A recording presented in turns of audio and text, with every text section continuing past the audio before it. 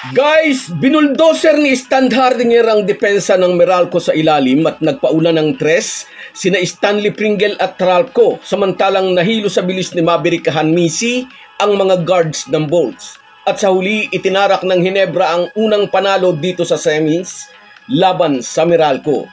Kaya sa social media ay nagsilabasan na naman ng mga attack dog na galit sa Hinebra. Nagkakalat na naman sila ng kawalang modo at kabastusan. Sorry po sa mga magulang at pamilya ng mga taong ito, ngunit bakit nyo po sila pinalaking asal-aso?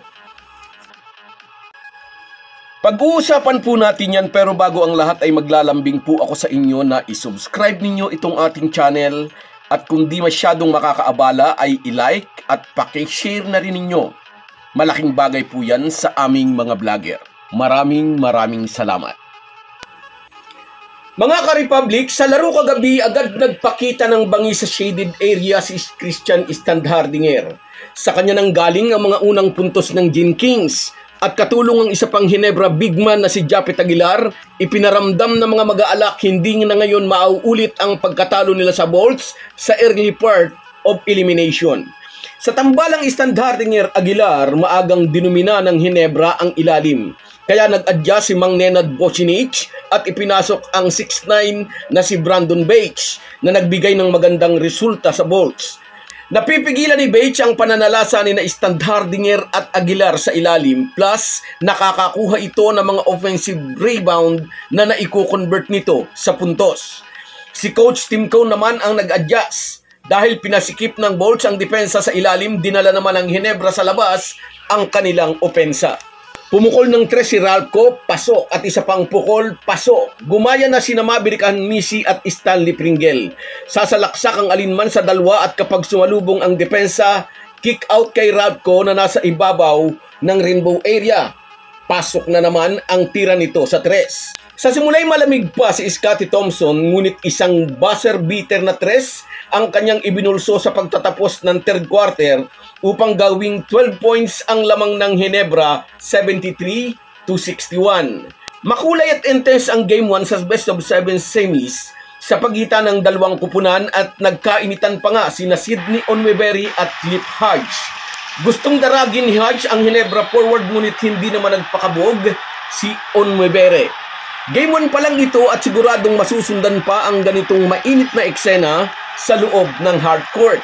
Nag-top score para sa Hinebra si Stanley Pringle na nahirang ding player of the game. 22 points ang puntos ni Stan Daman, samantalang may 18 points naman si Ralco, resulta ng kanyang 6 na 3-pointers. Sa Game 2, tiyak na mas mataas na respeto ang ibibigay ng Meralco sa Hinebra rookie. Tulad ng unang sinabi natin, kung may Ralco si Tim Cone, may Alin Maliksi naman si Luigi Trillo. Isa si Maliksi sa mga dahilan kung bakit nakakahabol sa umpisa ang Bolts.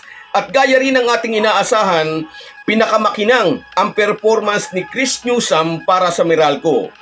Ang kanya mga puntos sa crucial na minuto ng laro ang nagbantang nakawin sa Hinebra ang Game 1.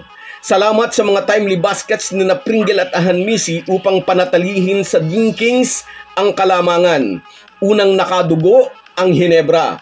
Ngunit ayaw ni Coach Tim Cone na magsaya ng maaga. Mahabang serye ito, sabi ng American coach. Game 1 pa lang daw ang kanilang naibubulsa. 3 panalo pa ang kailangan ng Hinebra para makaakyat sa finals.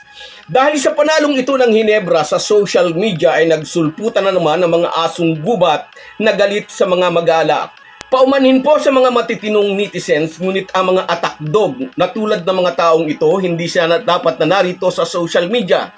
Sira ang tuktok ng mga ito, mga walang modo at bastos na dapat ikahiya ng kanilang sariling pamilya.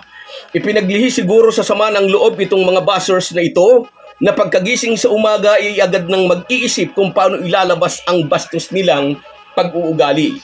Hindi natin sigurado kung ito'y tunay nilang pangalan, malamang sa malamang ay alias lamang nila ito dahil sila mismo'y nahihiya sa kaabnormalang pinagsasabi nila rito sa social media. Yan pong ganyang mga tao kadalas ay galing o dapat dalhin sa mental hospital. Ang ganyang ugali bunga minsan na napagmalupitan siguro ng magulang, iniwan ng asawa at namaltrato noong bata pa. May sakit sa isip at dito na lang naglalabas ng saloobin para mapagaan ang kanilang abnormal na kaisipan. Anyway, wag na nating sirain sa kanila ang araw natin. Magsaya na lang tayo dahil nanalo ang Barangay Ginebra. Bukas ang Game 2 sa Mall of Asia Arena rin gaganapin ang laban. Mas mauuna ngayon ang laro ng Ginebra at Meralco at main event naman ang Game 2 rin sa pagitan ng SMB at Rain or Shine. Siya nga pala mga idol, huwag nyo nang patulan itong mga wala sa hulog na mga buzzers ng Ginebra. Huwag nyo nang sagutin ang mga banat nila. Huwag tayong bumaba sa kanilang level. I-block nyo na lang sila pag dumaan sila sa inyong wall.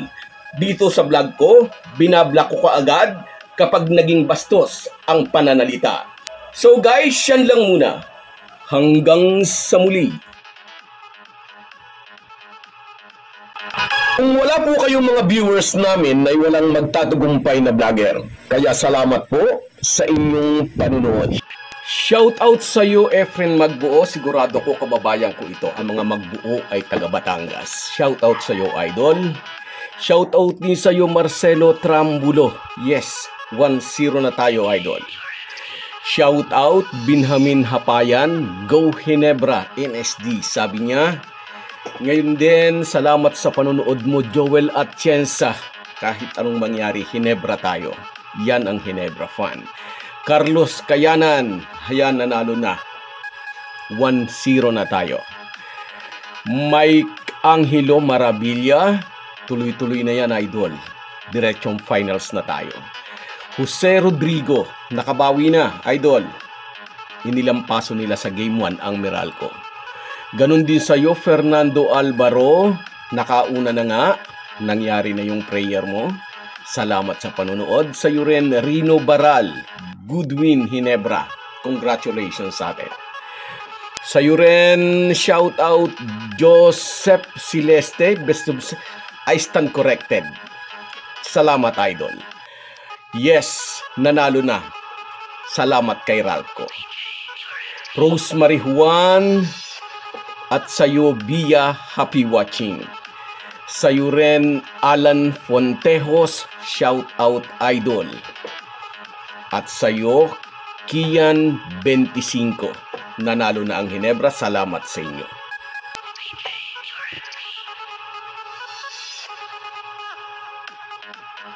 Kahit gaano po tayo kabisi, ay huwag po nating kalimutan ang ating buhay espiritual. Lagi po tayong magpasalamat sa bawat araw na dagdag sa ating buhay.